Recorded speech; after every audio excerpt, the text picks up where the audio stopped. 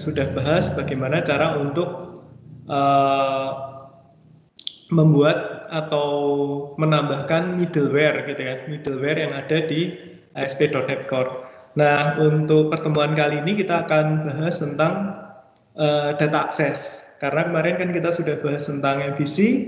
Nah, salah satu bagian di MVC adalah model. Nah, model sendiri digunakan untuk merepresentasikan data yang kita ambil dari data access layer gitu ya. Nah, di teknologi .NET sendiri banyak sebenarnya cara untuk mengakses database gitu. Nah, kalau Bapak Ibu mungkin pernah menggunakan .NET Framework sebelumnya, mungkin Bapak Ibu tidak asing dengan misalnya teknologi Ado.NET gitu ya. Nah, kalau dulu karena saya ini termasuk mengikuti teknologi ASP.NET, teknologi .NET ini sejak lumayan lama gitu ya. Nah, mungkin sejak awal-awal ASP.NET atau yang web form, kemudian MVC itu saya juga ngikutin, jadi saya ngerti urutan ceritanya gitulah ya. Nah, biasanya kalau kita mau connect ke database menggunakan di Microsoft Teknologi ya, biasanya cara yang paling simple kita pakai Ado.NET gitu.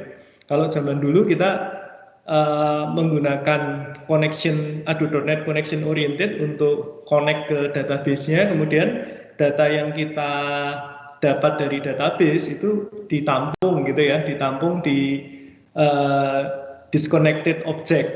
Nah, kalau zaman dulu sih pakainya dataset. Mungkin teman-teman ada ya yang pernah menggunakan itu ya Ado.NET, kemudian data yang ditampung itu dimasukkan ke dalam dataset. Tapi kalau sekarang dataset ini udah jarang digunakan ya karena masalah performa. Nah, yang sekarang biasanya data yang kita ambil dari connection object di Ado.NET-nya itu ditampung ke dalam objek yang namanya POCO biasanya ya, plain old C# object gitu, atau ya kelas gitu ya. Kita sebenarnya implementasinya itu adalah kelas gitu. Jadi nanti ditampung ke dalam kelas yang merepresentasikan data yang ada di dalam database-nya gitu. Misalnya kalau di database-nya itu ada tabel namanya students gitu ya, kita juga harus siapkan objek disconnected object ya, maksudnya objek di client yang bisa menampung data yang kita retrieve dari database gitu. Nah, misalnya kalau di sana ada tabel student seperti tadi, nah kita harus siapkan POCO-nya itu ya, plain old C# objeknya, siapin kelas student yang properti yang ada di kelasnya ini sama dengan field yang ada di database-nya gitu. Biasanya seperti itu. Jadi yang sekarang biasanya nampungnya di plain old C# object gitu. Nah, cuman dengan approach seperti itu, dengan pendekatan seperti itu tuh masih ada problem juga gitu. Karena kadang database yang kita gunakan itu kan vendornya juga beda-beda ya. Nah, setiap database yang ada misalnya SQL Server, ada yang pakai Oracle, ada yang pakai MySQL. Nah, masing-masing database sendiri juga punya bahasa native-nya sendiri-sendiri gitu. Kalau kita pakai Oracle, misalnya kita mungkin harus paham penggunaan procedural language-nya di Oracle gitu ya, PL/SQL gitu. Kalau di SQL Server kita juga harus paham transact SQL, dan masing-masing vendor, masing-masing teknologi database ini beda-beda juga bahasanya gitu ya, bahasa native-nya gitu. Nah, kalau misalnya kita bikin aplikasi, kemudian nanti aplikasi kita itu mau ganti database gitu ya, kalau kita hanya menggunakan Ado.NET gitu, mungkin kita juga harus mengganti juga banyak query yang sudah kita buat sebelumnya gitu, yang spesifik untuk database tertentu, misalnya seperti itu. Kemudian juga kalau kita menggunakan Ado.NET, itu kita juga harus tadi ketika kita ambil data dari database server, kemudian datanya itu di retrieve, kemudian ditampung di objek POCO yang sudah kita sediakan, itu kita juga harus melakukan istilahnya mapping gitu ya, mapping secara manual. Bagi Bapak Ibu yang pernah nyoba gitu ya menggunakan Ado.NET plus POCO gitu, itu akan merasakan harus apa ya, menuliskan kode yang lumayan panjang untuk proses mappingnya. Ya kalau misalnya tabelnya itu fieldnya cuman di bawah 30 gitu ya, tapi kalau misalnya fieldnya ada juga tabel-tabel yang mungkin fieldnya banyak ya, ada yang hampir misalnya 100 field misalnya aja ya. Nah itu kalau kita mengambil data seperti itu kemudian ditampung ke dalam bocor lah, proses untuk mappingnya ini bakal lama juga gitu, menghabiskan banyak waktu juga hanya untuk memapping uh, dari data yang kita ambil ini ke disconnected object kelas yang sudah kita buat di poconya ini. Nah makanya diciptakan satu teknologi gitu ya yang bisa lebih membantu gitu. Jadi kita lebih mudah nanti bekerja dengan data access layer-nya gitu ya. Nah, dengan menggunakan yang namanya teknologi ORM atau Object Relational Mapping gitu. Nah, salah satunya adalah Entity Framework. Nah, sekarang yang terbaru yang digunakan di ASP.NET Core, Entity Framework-nya juga dikasih embel-embel core gitu ya. Jadi ini Entity Framework-nya yang baru. Jadi sebenarnya ini beda dengan Entity Framework yang lama. Jadi ini ditulis ulang, lebih modern, lebih lightweight juga. Jadi mirip dengan ASP-nya. ASP-nya kan juga di rewrite gitu ya, jadi ASP.NET Core gitu. Nah, teknologi ORM sendiri ini sebenarnya kalau teknologinya sudah bukan teknologi yang baru ya, sudah lama sekali. Saya ngikutin ini dari tahun berapa ya, dari ASP Webform awal-awal itu sudah banyak menggunakan ORM. Sebenarnya awal-awal itu kan idenya dari ini ya, dari framework MVC gitu.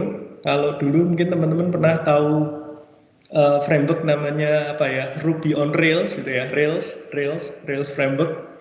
Nah dia kan untuk pengaksesan database-nya kan menggunakan namanya active record pattern gitu. Jadi mengakses database-nya langsung bisa dalam bentuk objek gitu. Nah kemudian itu berkembang gitu. Dulu sebelum ada ORM di Microsoft gitu ya, Microsoft buat itu banyak third party library gitu yang menyediakan mekanisme seperti itu, active record pattern seperti itu. Dulu saya pernah menggunakan namanya Subsonic gitu. Itu salah satu teknologinya ya. Nah, kemudian Microsoft membuat ORM sendiri. Dulu pertama kali namanya Link to SQL gitu ya. Nah, Link to SQL ini hanya khusus untuk database SQL Server aja. Nah, kemudian dikembangkan lagi jadi Entity Framework namanya. Ini lebih lengkap, lebih powerful gitu ya, lebih besar juga. Nah, Entity Framework sendiri nanti bisa ditarget ke atau digunakan dengan target database yang berbeda selain SQL Server, bisa menggunakan mungkin Oracle, bisa menggunakan MySQL dan lain-lain, tergantung nanti providernya. Jadi di Entity Framework sendiri itu punya banyak provider yang bisa dipakai gitu ya. Kalau nanti kita misalnya mau bekerja dengan SQL Server ya kita pakainya library yang untuk SQL Server. Untuk MySQL mungkin kita harus perlu provider yang khusus untuk MySQL seperti itu. Nah, jadi ini istilahnya teknologi ORM gitu ya, Object Relational Mapper. Nah, gunanya tadi untuk mempermudah ya, untuk mempermudah bekerja dengan data access layer ya, dengan database gitu. Nah, jadi itu guna dari ORM atau Object Relational Mapper ini. Nah, dengan menggunakan ORM nanti kita bekerja dengan database-nya jauh lebih simple gitu ya. Nah, karena nanti Entity Framework ini yang akan mentranslate istilahnya gitu ya, mentranslate query language yang kita gunakan. Nah, kalau di Entity Framework kita nanti pakainya Language Integrated Query namanya, teknologi yang ada di Microsoft ya. Itu sebenarnya mirip seperti functional programming gitulah ya untuk linknya sendiri itu. Nah, mirip bahasa SQL yang modelnya deklaratif. Nah, itu nanti kita menggunakan link. Lah, Entity Framework itu akan mentranslate dari bahasa language integrated query yang kita gunakan itu ke spesifik bahasa native-nya database gitu. Kalau kita misalnya pakai SQL Server ya nanti translate-nya ke SQL Server. Kalau kita menggunakan MySQL nanti translate ke bahasa MySQL-nya gitu. Oracle juga. Nah, sebenarnya untuk ANSI SQL-nya sih mirip-mirip ya, tapi untuk ada juga beberapa sintaks yang spesifik gitu, spesifik untuk masing-masing database servernya kan gitu ya. Nah, ini nanti di-translate otomatis oleh Entity Framework gitu. Jadi nanti kalau kita misalnya mau ganti database atau apa, kita nggak perlu merubah di data layer-nya kita, di domain data layer-nya kita gitu ya. Jadi ini lebih banyak atau lebih simpel, lebih banyak membantu developer gitu ya untuk lebih produktif gitu. Nah, nanti kita lihat gimana cara untuk penggunaannya gitu. Nah, ini kalau kita lihat di sini ya, sebenarnya IF Core sendiri itu bisa digunakan di project ASP.NET yang lama juga gitu. Yang targetnya ke .NET 4.5 atau misalnya WinForm gitu ya. Jadi ini kayak modul sendiri gitu. Jadi nggak harus nempel di ASP.NET Core. Jadi bagi teman-teman yang mungkin punya project, existing project gitu ya, yang menggunakan ASP.NET MVC yang lama gitu, terus kita mau menambahkan .NET Core di dalam IF Core di dalamnya itu bisa gitu. Nah, seperti ini. Jadi IF Core ini bisa digunakan di berbagai macam project gitu, nggak harus di ASP.NET Core. Nah, oke. Nah, untuk IF-nya sendiri itu ada dua macam ya kalau di .NET IF Core, yaitu yang database first approach. Jadi pendekatannya ada namanya database first approach. Yang kedua ada namanya code first approach. Bedanya apa kalau database first approach? Misalnya kita punya table gitu ya, punya database. Database-nya kita itu udah legacy database gitu ya, database yang sudah ada. Jadi kita mengembangkan sistem tapi database-nya udah ada sebelumnya. Jadi mau nggak mau kita harus menggunakan database yang legacy database-nya yang sudah ada. Nah, ini kita cocok menggunakan yang database first approach gitu. Jadi kita akan mengenerate modelnya itu dari database yang sudah ada. Nah, ini ada tools-nya untuk mengenerate gitu ya, generatornya. Kemudian yang kedua, yang kalau kita misalnya mendevelop aplikasi baru gitu ya, nah itu kita bisa menggunakan yang code first approach. Ini lebih direkomendasikan untuk dipakai sih yang code first approach ya. Nah, jadi modelnya itu kita buat kodenya dulu, jadi buat kelasnya dulu gitu ya, relasinya dan lain-lain itu kita code semua, kita buat kelas. Jadi kita belum menyentuh database sama sekali gitu ya. Kita kerjanya itu semua ditarik ke Visual Studio gitu. Ditarik di Visual Studio ya. Database itu udah ya nantinya cuman untuk data storage aja gitu ya. Nggak ada fungsi macam-macamnya gitu. Jadi semuanya ditarik ke sini. Nah, ini kita code dulu. Bikin kelasnya, bikin relasi itu dalam bentuk kelas gitu ya. Nah, kemudian kita akan jalankan proses untuk mengenerate code tadi menjadi database dan tabel-tabel realnya gitu. Kalau kita target ke SQL Server ya nanti jadinya ke SQL Server. Kalau kita target ke MySQL nanti jadinya juga ke MySQL gitu. Nah, ini dua approach. Kalau yang lama itu sebenarnya approach-nya malah 3 di IF yang sebelum IF Core ya. Terakhir kalau nggak salah IF 6 ya. Nah, itu dia ada juga yang database first, code first, ada satu approach lagi namanya model first gitu. Jadi kita dari diagram gitu ya, kayak dari IR diagram, terus nanti baru di-generate jadi model, kelas modelnya dan database-nya gitu. Kalau di EF Core ini lebih lightweight, dia support dua ini aja, database first approach dan code first. Tapi yang apa lebih stabil gitu ya, itu yang code first gitu dan lebih disarankan untuk digunakan. Nah, ini sekilas tentang entity framework gitu ya. Jadi memang ada ceritanya kenapa kok kenapa kok harus menggunakan entity framework gitu ya. Nah, kadang bagi developer baru yang nggak ngikutin ceritanya .NET dari awal itu kadang bingung juga kenapa kok harus menggunakan ORM gitu ya. Kenapa nggak langsung buat database pakai Ado.NET dan lain-lain ya.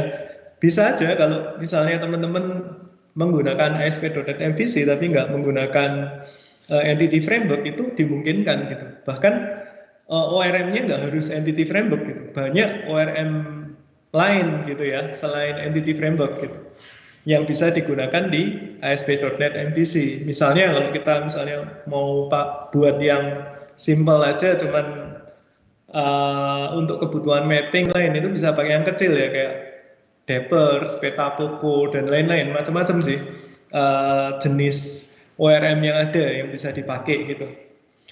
Nah jadi itu ceritanya gitu kenapa kok pakai entity framework gitu. Kalau kita misalnya pakai Ado.NET aja bisa nggak? Bisa aja. Bisa ASP.NET itu core ya nggak harus menggunakan entity framework gitu. Kita di data layernya menggunakan Ado.NET Anda buat sendiri manual gitu ya, SQL connection, comment dan lain-lain bisa gitu. Oke, sekarang gimana sih cara pakainya di Visual Studio gitu ya. Kemarin kita kan udah buat project di ASP.NET-nya ya. Nah, seperti ini. Nah, ini udah ada folder controller, udah ada model gitu kan, udah ada view. Nah, kalau kita mau membuat, ini approach yang saya pakai di contoh ini adalah yang code first. Jadi kita akan ngoding dulu gitu ya, baru database-nya itu di-create belakangan. Nah, untuk contoh saya akan menggunakan SQL Server aja yang gampang ya, yang saya udah terinstall di komputer saya. Kalau teman-teman mau pakai yang lain juga bisa nanti, coba-coba sendiri. Nah, kita pertama akan menambahkan entity framework-nya dulu di menggunakan ini Nugget ya, namanya Nugget Package Manager. Jadi kalau di Visual Studio itu ada package manajernya. Jadi kalau kita mau menambahkan third party library atau yang lain, kita bisa menggunakan fitur ini. Nah, kita cari Microsoft ASP Core. Nah, karena providernya ya SQL Server, saya cari yang SQL Server.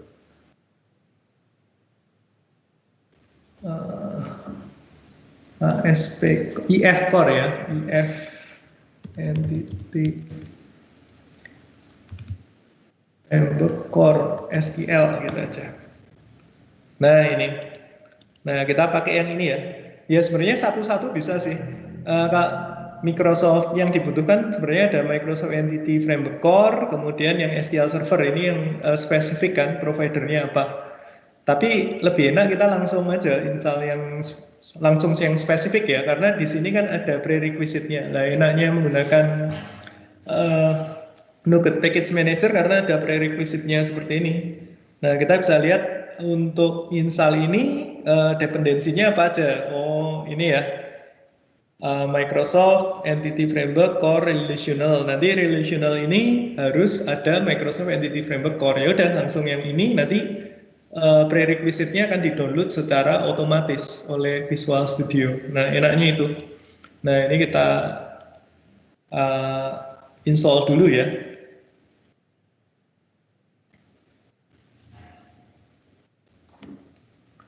Oke, ini kita set untuk instalasi Entity Framework Core, menambahkan library Entity Framework Core. Jadi kalau kita buat dari awal kemarin ya, projectnya itu belum ada IF Core-nya gitu, karena di ASP.NET Core kita bebas mau menggunakan ORM apa atau misalnya mau menggunakan approach seperti apa untuk data aksesnya gitu. Bebas mau pakai Ado.NET Native seperti yang sebelumnya saya bilang juga nggak apa-apa, suka-suka aja gitu ya. Kalau mau menggunakan IF Core ya baru ditambahkan modulnya. Jadi moduler sekali sih. Nanti tinggal kita register juga di project yang sudah kita buat gitu. Oke. Nah, kalau sudah kita tambahkan Entity Framework Core-nya, nah karena ini modelnya code first, nah berarti kita harus buat kelasnya dulu gitu ya, yang nanti akan kita generate gitu menjadi database, menjadi tabel-tabel yang ada di database gitu. Nah ini kita buat aja ya. Sebenarnya kalau uh, untuk project yang real gitu ya, biasanya kita pecah lagi jadi project baru gitu ya. Kita apa pisahkan gitu, nggak satu project dengan project MVC-nya. Tapi karena ini cuma contoh ya, biar nggak bingung dan biar lebih cepat. Nah, saya buat foldernya aja di sini ya.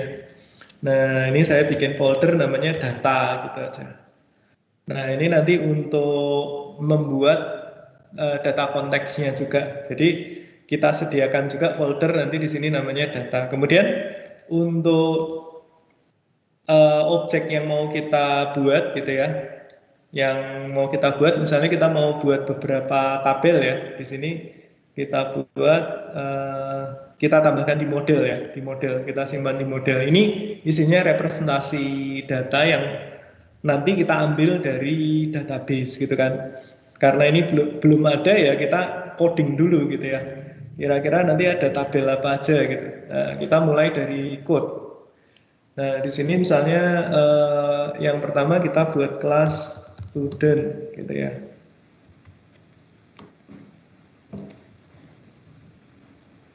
Oke, seperti ini.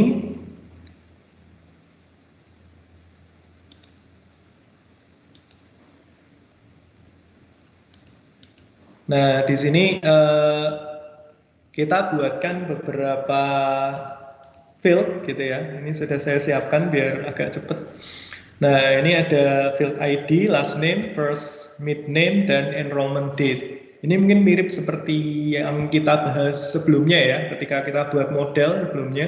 Cuman kan yang sebelumnya kita bikinnya in memory, maksudnya cuman dimasukkan ke dalam list gitu ya, kita buatin sendiri, nggak dari database. Nah, yang hari ini kita akan buat dari database gitu. Nah, nanti ada student. Nah, ini biar agak biar kelihatan ya kalau nanti ada relasi gimana gitu ya. Nah, ini saya buatkan tabel tambahan juga, ada course. Nah, ada course. Jadi student, course. Student dan course ini master table-nya ya, master table-nya. Nah, di sini isinya ini course ID. Nah, di IF sendiri itu banyak apa ya? Banyak konvensinya juga, banyak aturannya juga gitu ya. Nah, banyak aturan atau standar gitu yang kita harus tahu juga. Misalnya nanti kalau kita bikin field namanya ada ID-nya, berarti dia otomatis akan jadi primary key gitu. Nah, kalau di generate nanti otomatis jadi primary key gitu. Dan kalau di sini integer dan ini primary key, dia pasti auto increment gitu. Nah, cuman kita bisa juga menambahkan atribut tambahan, misalnya biar nggak auto increment gimana kalau kita nggak mau, misalnya yang courses ini auto increment gitu. Kalau yang student ini auto increment, misalnya nggak apa-apa ya. Nah, yang courses ini nggak auto increment. Nah, ini kita bisa tambahkan atribut seperti ini. Nah, nanti atributnya banyak yang bisa kita tambahkan ya. Misalnya case-nya ada juga yang nama database kita, nama tabel di database kita, dan nama apa ya, misalnya kelasnya beda, atau misalnya nama field-nya yang ada di database dan yang di entity framework beda, itu juga bisa di setting gitu ya, bisa dikonfigurasi sih. Nah, kalau pakai IF ya teman-teman harus mempelajari IF-nya gitu ya, framework-nya, mempelajari konvensi yang ada di IF-nya gitu, karena banyak aturannya. Nah, dan konfigurasinya gitu. Nah, oke, seperti ini contohnya ya. Kemudian ini berelasi, ini tabel masternya, kemudian ada satu tabel lagi. Nah, ini transaksi tabelnya ya, kita buat namanya enrollment misalnya. Ambil, jadi ada mahasiswa, ada mata kuliahnya, kemudian ini apa tabel pengambilan mata kuliah gitu ya. Nah, di sini nanti kita juga harus tambahkan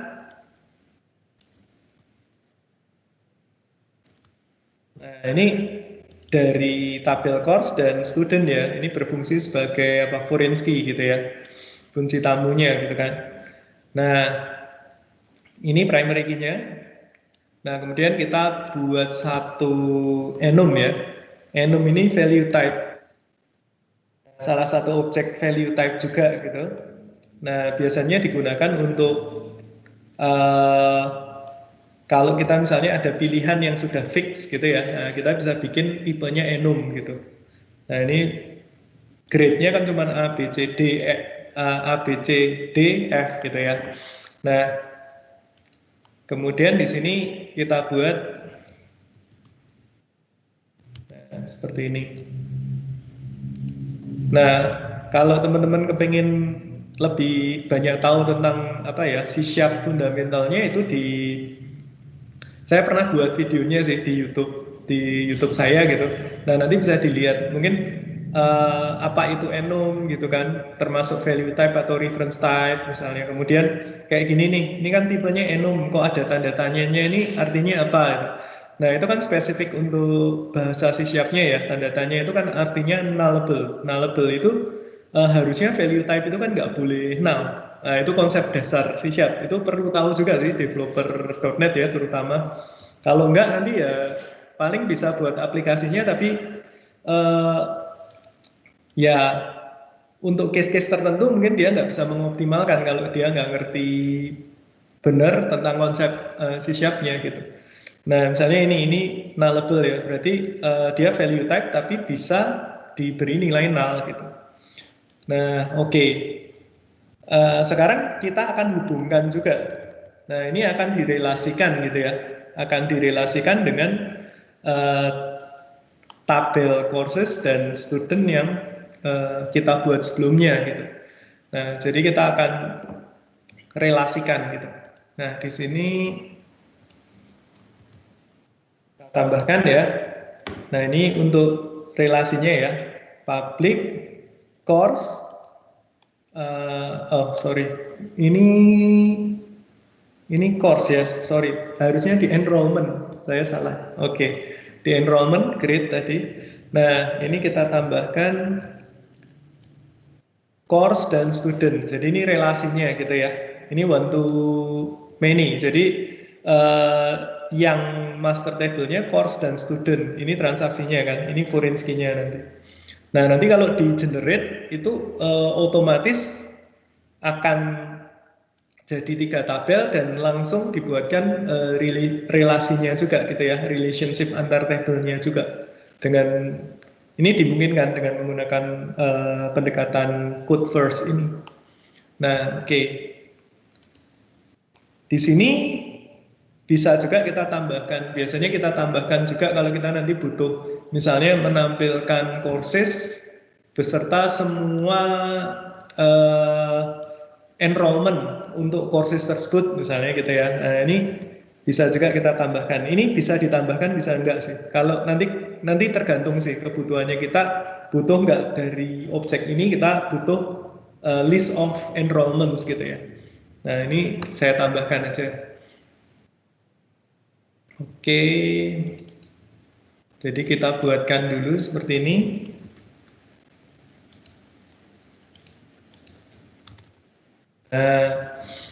Nah kalau modelnya sudah tersedia, langkah selanjutnya adalah membuat data konteksnya gitu ya. Nah di sini kita sudah buat data konteks itu ya, namanya app data konteks. Ini kita bikin kelas baru. Nah, di sini di data ya, tadi sudah dibuat folder data ya. Nah, di dalam folder data kita akan membuat data konteksnya. Nah, data konteks ini kelas yang penting gitu ya di Entity Framework. Nah, nanti untuk mengakses objek yang ada di Entity Framework-nya kita lewat kelas ini gitu, yang namanya DB Context. Ini namanya sebenarnya bebas ya, mau apa. Saya kasih nama aja app DB Context gitu. Ini nggak wajib namanya ini gitu, ya bebas-bebas saja. Nah, karena ini data konteks, kita harus turunkan dari DB Context. Ini, nah, ini kita tambahkan ya, using Microsoft Framework Entity Framework Core. Ini kalau kita mau menggunakan DB Context ini harus menambahkan library EF Core-nya dulu gitu ya, sebelum bisa digunakan. Nah, kemudian kita buat konstruktor di sini. Nah, parameternya kita tambahkan di sini DB Context Option. Tipenya add DB Context. Oke, seperti ini. Option. Nah, ini diturunkan dari base class dari DB Context-nya. Nah, option.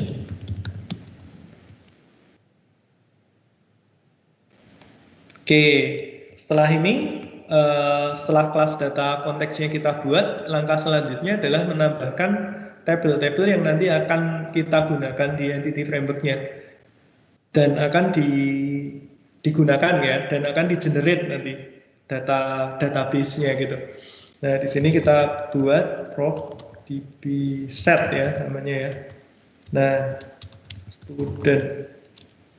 Ini student ini kelas yang ada di folder model yang sebelumnya sudah kita buat ya.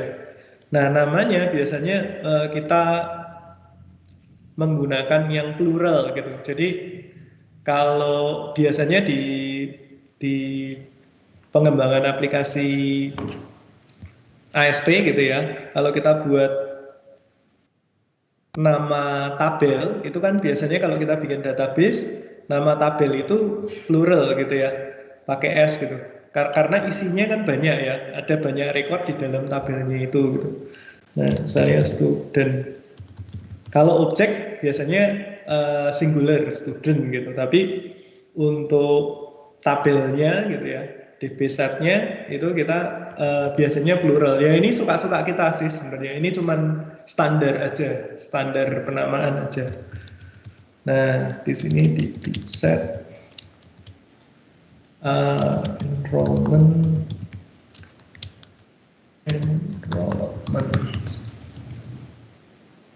satu lagi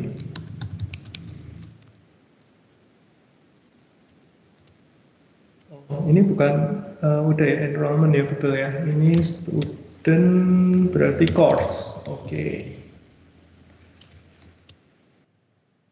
Namanya courses. Nah, dibikin plural aja. Oke, sudah seperti ini. Jadi langkah selanjutnya adalah membuat DB konteksnya dulu gitu kan. Nah, kemudian setelah application DB konteksnya sudah dibuat kelasnya, nah ini nanti kita juga perlu meregister gitu ya, meregister karena ini kan EF core-nya kan belum digunakan di projectnya kita. Nah, kita kemarin udah belajar tentang dependency injection ya di pertemuan yang kemarin ya, gimana cara kita membuat objek, kemudian objek tersebut digunakan atau diinjek di dalam aplikasinya kita. Nah, di sini kita juga harus menambahkan seperti itu. Nah, sebelumnya kita juga harus menambahkan configuration. Nah, app setting.json ini kan digunakan untuk menyimpan konfigurasi yang ada di ASP.NET Core. Kalau di ASP.NET yang lama itu kita menggunakan file yang namanya web config ya kan. Nah, yang berupa file XML. Nah, kalau di .NET Core kita pakainya di app setting.json. Nah, ini kita tambahkan dulu. Nah, jadi kita tambahkan untuk connection string yang nanti mau kita gunakan. Nah, ini sudah saya buat, saya copy paste ya di sini biar lebih cepat. Oke, nah seperti ini. Misalnya aja nama ini untuk connection string biasa ya. Kalau teman-teman menggunakan yang ada username, password dan lain-lain bisa juga ditambahkan di sini gitu. Atau nanti kalau yang ada passwordnya bisa disimpan di file tersendiri gitu, biar tidak bisa dibaca langsung di scriptnya gitu ya. Itu bisa juga. Nah kalau ini untuk contoh aja saya menggunakan integrated security aja ya. Jadi nggak pakai username password. Begitu connect ke Windows gitu ya, udah diautentikasi, udah bisa connect ke SQL servernya. Nah di sini untuk namanya misalnya DemoDB gitu aja ya, nama dari database yang nanti akan kita create. Nah pada saat ini kan kita belum meng-create database-nya masih belum ada. Oke, seperti ini ya. Oke, kemudian tadi kita tambahkan di startup.cs di sini. Nah, kita tambahkan untuk meregister entity framework-nya gitu. Jadi di sini kita bisa tambahkan services.db-context. DB context-nya fdb context. Oke. Di sini untuk option. Nah, ini menggunakan notasi lambda ya. Nah, ini providernya kita menggunakan use SQL.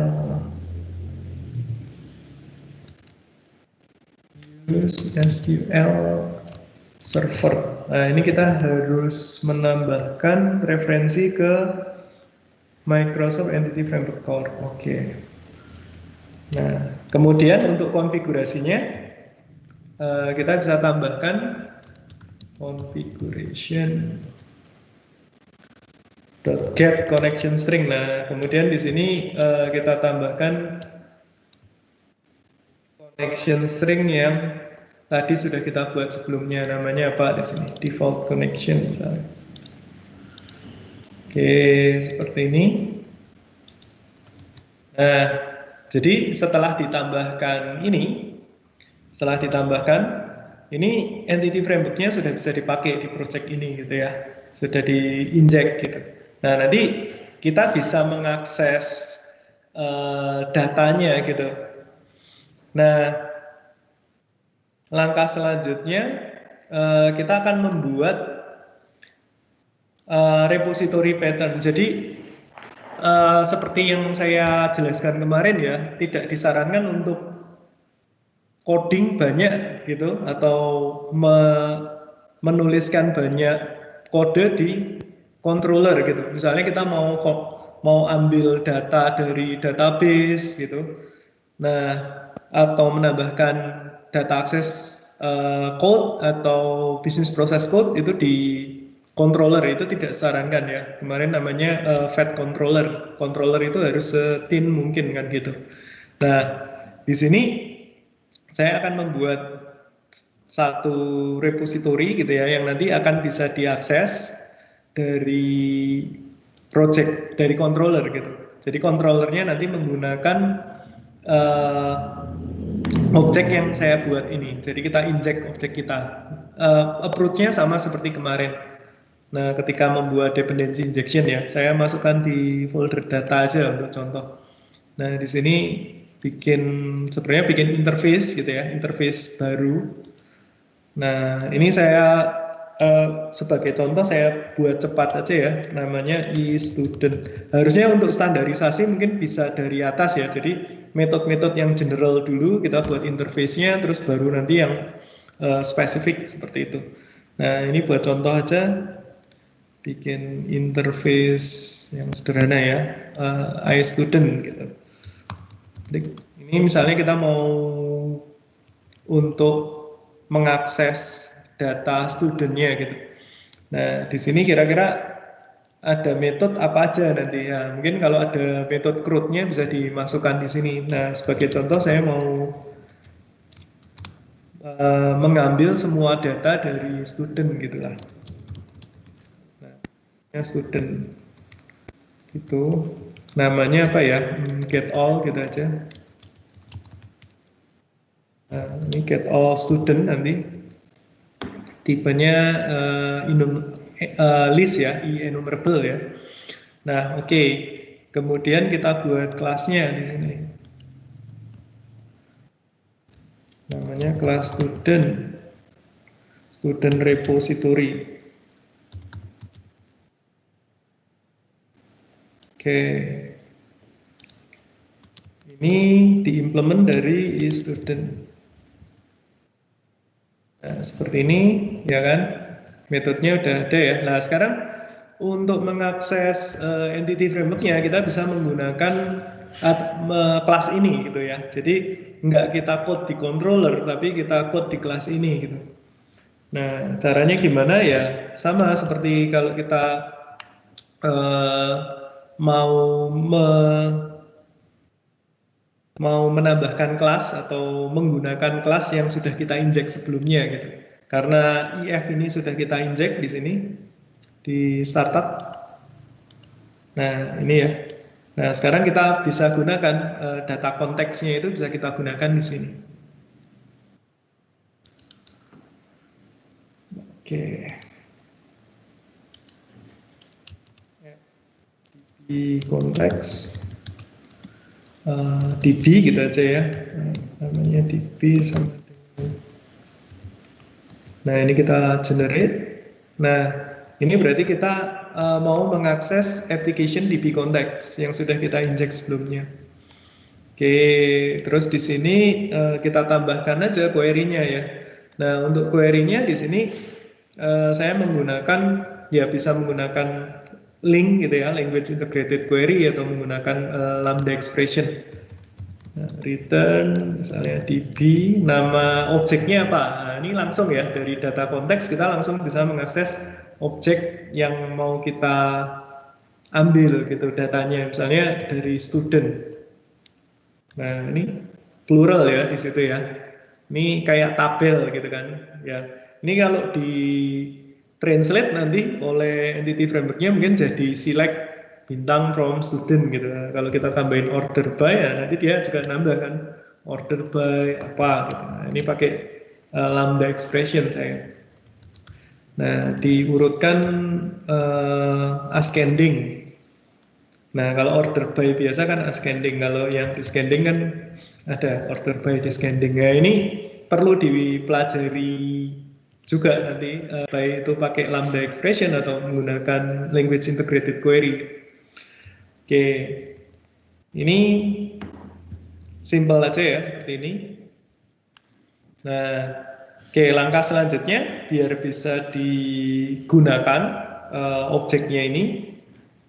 Nah, kita bisa tambahkan di startup juga. Nah, ini kita inject. Jadi kita udah bikin repositorinya, repository pattern-nya kita itu mengakses database ya, menggunakan entity framework gitu kan. Nah, kemudian kita akan gunakan di sini services. Nah, kemarin kita tambahkan di sini ya, pakai singleton kemarin. Nah, ini kita menggunakan yang scope aja. Nah, oke. Student. Nah, ini interface-nya ya. Implementasinya apa? Implementasinya tadi namanya student repository gitu. Oke. Nah, ini sudah ya. Berarti repository pattern yang sudah kita buat itu nanti bisa diakses dari controller. Nah, kita bisa juga menambahkan yang namanya proses seeding gitu. Seeding itu menambahkan data awal gitu. Kalau kita bikin aplikasi, itu kan nggak ada isinya di awal ya kan, tabel-tabelnya itu kosong gitu.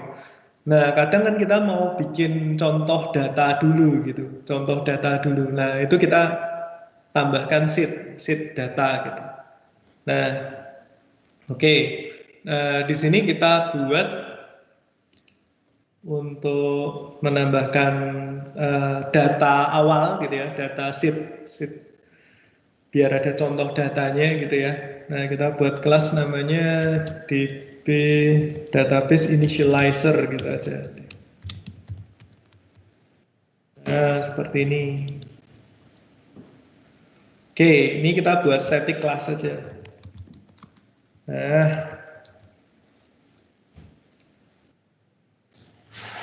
kemudian di sini public static void initialize. Ini saya udah buat scriptnya, nanti saya kopikan aja. fdb context.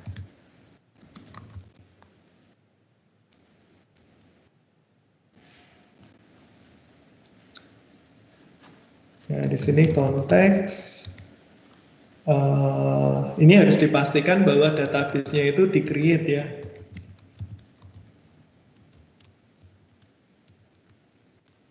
Nah, kemudian kita tes, udah ada datanya belum? Konteks student ini.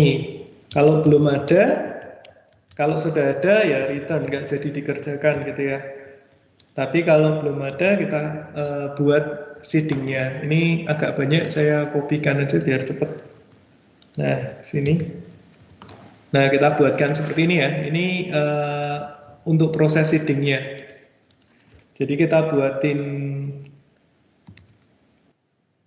contoh data gitu. Contoh data yang mau kita masukkan ke dalam tabelnya kita. Tabelnya kan belum ada ya, karena ini kita pakai code first, coding duluan sebelum tabelnya itu di-create. Nah, kalau sudah ini save change ya kan, udah tersimpan di database lah.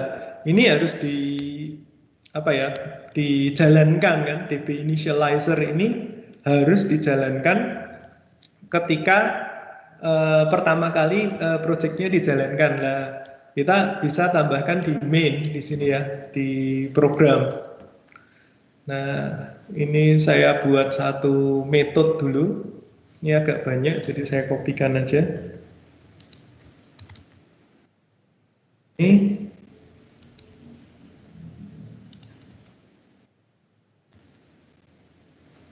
db konteksnya kita panggil ya di sini ya untuk dijalankan yang db initializer-nya. Nah, db initializer-nya kan dijalankan. Di sini kan para parameternya adalah konteks, db konteks. db konteksnya dibuat, kemudian dijalankan di sini. Nah, jadi ini untuk menjalankan proses seedingnya tadi. Nah, di sini kita modifikasi sedikit untuk memanggil db ini, create db if not exist ini. Oke, jadi ini akan dijalankan ketika programnya dijalankan pertama kali kan. Jadi ngecek dulu ada nggak datanya gitu. Kalau nggak ada datanya, dia seeding, dia menambahkan data contoh. Oke, nah terus untuk menampilkan data yang kita ambil dari database itu kita mau masukkan ke dalam controller misalnya, ya kan? Baru controllernya nanti yang melempar ke view. Jadi kan tetap aksesnya, requestnya kan dari controller kan. Nah, controllernya nanti dipanggil dari routing URL-nya kan. Nah, di sini kita misalnya siapkan aja controller. Nah, kalau menggunakan Visual Studio tuh lumayan enak ya karena ada banyak template yang bisa digunakan. Misalnya ini MVC controller with read write action. Nah, ini udah ada metode-metodenya, nanti kita tinggal ngisi. Jadi nggak perlu buat standarisasi nama metodenya gitu. Atau sebenarnya bisa juga dengan yang ini, cuman saya nggak pernah menggunakan ya karena kalau kita menggunakan approach yang ini nanti controllernya jadi fat tadi, semuanya di code di controller gitu. Nah, saya biasanya pakai yang ini. Nah, namanya misalnya student. Ya, seperti ini. Oke, ini nanti sudah dibuatkan metode untuk CRUD-nya gitu ya, untuk create, read, update, delete gitu ya. Untuk CRUD sudah dibuatkan namanya aja, cuman belum ada isinya. Nanti kita harus isi sendiri. Misalnya tadi ya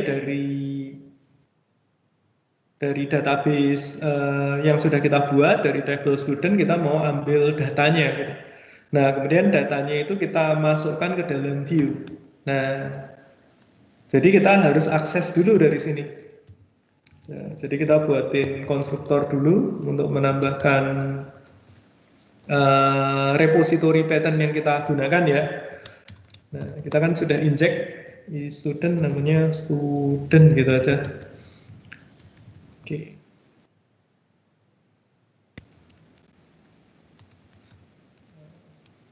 Students sama dengan students. Oke, kita generate. Oke, sekarang kita gunakan di sini. Nah, berarti kita ambil dulu modelnya kan. Kasih nama model gitu aja ya. Nah, modelnya ini kita ambil dari entity framework kan, dari database lewat entity framework. Nah, entity frameworknya dipanggil dari repository pattern. Jadi di sini sudah kita inject yang repository patternnya. Di sini pasti ada metode namanya getAll. Nah, di sini kan returnnya adalah enumerable ya. Masuk sini nanti jadi list gitu ya, list. Nah, kemudian ini bisa kita lempar ke view. Nah kemarin kan kita sudah buat view ya kan bisa tampilkan yang kemarin menggunakan Razor page itu. Nah di sini, nah ini kita juga bisa tambahkan model. Nah ini saya akan menggunakan cara cepatnya di Visual Studio Community. Kalau di Visual Studio Code harus tulis sendiri manual gitu ya. Nah kalau di sini udah ada add view misalnya. Nah kita tambahkan di sini template-nya Pak, Razor view. Oke, kemudian di sini kita mau buat apa? Ini ada template-nya sih. Nanti bisa kita modifikasi sendiri biar mempercepat aja. Misalnya kita mau bikin menampilkan data, berarti kan kita mau buat list gitu ya. Kita buat list lah. Sekarang model kelas yang akan digunakan apa? Misalnya student. Nah, seperti ini. Nah, kemudian ini kita add di sini. Ini kita generate gitu ya. Jadi view-nya nanti akan dibuatkan otomatis oleh Visual Studio. Di sini Visual Studio akan membuat folder namanya students gitu ya di dalam folder view ini. Nah, kemudian dia akan membuat satu file Razor CSHTML-nya tadi namanya index.cshtml. Nah, kita akan menggunakan model yang tadi sudah kita tambahkan di aplikasi kita ya. Tipenya adalah list of student. Nah, isinya adalah record atau data yang kita ambil dari tabel student. Nah, kita tunggu sebentar.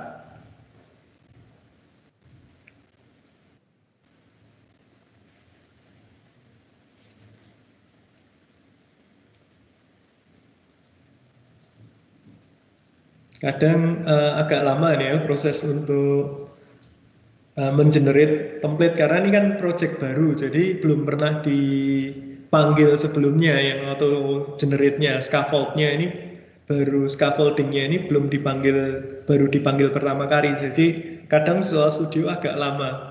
Tapi setelah ini nanti misalnya kita nambah auto generate lagi, ini bisa cepat. Nah ini di generate Razor view page-nya ya yang .cshtml. Kalau di sini kita lihat ya ini menggunakan strongly type model ya.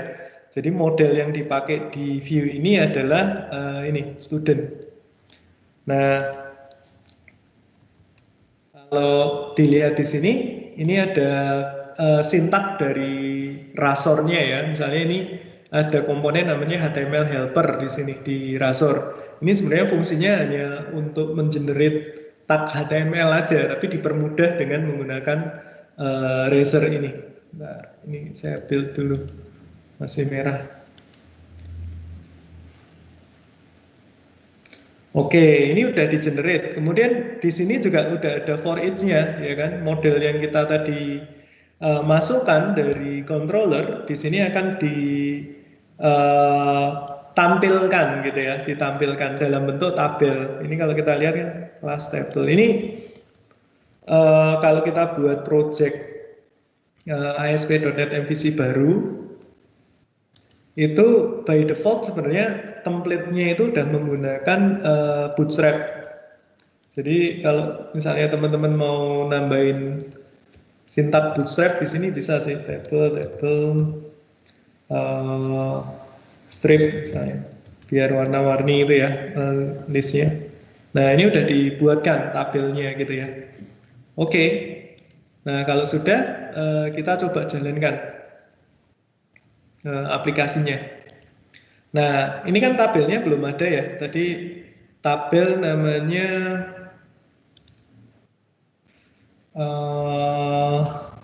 tabelnya namanya DemoDB. Nah, kita mau buat tabel namanya DemoDB. Di sini belum ada untuk yang DemoDB ya.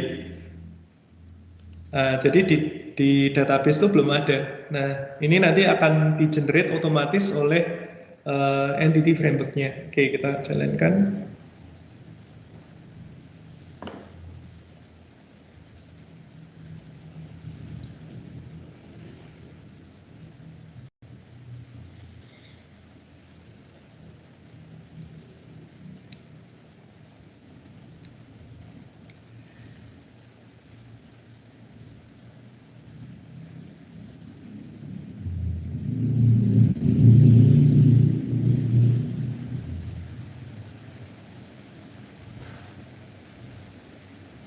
Oke, kemudian kita akses ke controller kita ya, namanya student ya. Oke, student controller. Nah, di sini langsung sudah ada datanya ya. Ini data seedingnya kita. Nah, kalau kita lihat apakah database-nya ada. Nah, kalau kita menggunakan seeding tadi, database-nya udah dibuat dan ini saya delete dulu. Dan sudah ada seeding datanya kalau kita lihat di sini. Nah, ini tabel-tabel yang di-generate ya dari EF Codeverse-nya.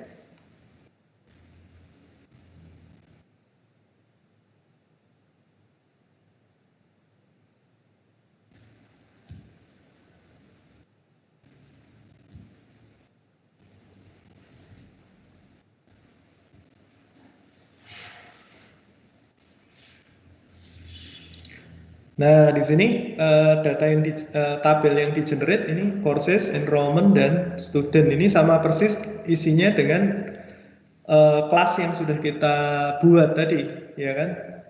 Nah, ini di mapping gitu, di field-fieldnya ini sama persis ya, di-generate-nya dengan properti yang kita buat di kelasnya kita. Di student kan ada ya ID, last name, kemudian di sini udah otomatis ada primary key-nya, kemudian relationship-nya di sini juga udah ada ya. Ini foreign key-nya, nah relasinya ya. Nah, jadi kita nggak perlu buat database-nya dulu, tapi kalau di Codeverse kita bisa langsung dari script gitu ya, dari kelas, mendefinisikan tabel, relasi, dan lain-lain itu semua dari code gitu, dari Visual Studio-nya. Nah, terus nanti tinggal di generate. Nah, ini udah jadi ya. Nah, kalau misalnya ada perubahan model gimana? Nah, ini kalau ada perubahan model, database-nya itu harus di delete dulu gitu. Harus di delete dulu baru di recreate lagi gitu. Nah, cuman kalau nanti udah di production mungkin ya itu kan bahaya juga kalau kita misalnya ada perubahan model harus di delete misalnya tabelnya harus disesuaikan biar sinkron antara model yang sudah kita buat dengan database aslinya kan gitu ya. Nah, itu ribet. Nah, sebenarnya ada mekanisme yang namanya EF migration. Itu nanti bisa dilakukan. Itu cukup mudah ya caranya ya. Jadi kalau kita ada perubahan, itu nanti scriptnya akan dicatat dalam folder migration nanti, namanya IF migration. Nah nanti kita bisa menggunakan command line gitu untuk menjalankan migrationnya ini gitu. Nah mungkin untuk migration bisa kita bahas besok ya, mungkin minggu depan kalau misalnya rencananya kan mau coba aplikasi yang sudah dibuat kita deploy di Azure misalnya ya. Nah, plus nanti untuk migrasinya ini bisa dijalankan juga sih di kalau kita udah punya SQL database, SQL Azure gitu ya. Nah, nanti kita bisa jalankan migrasi dari sini kemudian create langsung di cloud seperti itu. Nah, jadi ini sekilas gitu ya penjelasan tentang entity framework. Jadi gimana cara untuk mengakses database gitu dari ASP.NET Core. Nah, sebenarnya kalau kita nggak mau pakai entity framework ya boleh aja. Misalnya kita di data sini ya, di repositorinya ini kita pakai Ado.NET biasa ya, boleh-boleh aja gitu. Cuman dengan menggunakan entity framework core ini banyak keuntungan yang bisa kita dapatkan. Seperti yang sudah saya jelaskan di awal tadi ya, keuntungan menggunakan ORM atau Object Relational Mapping. Oke, mungkin materi dari saya untuk hari ini sampai di sini ya untuk penggunaan Entity Framework di ASP.NET Core.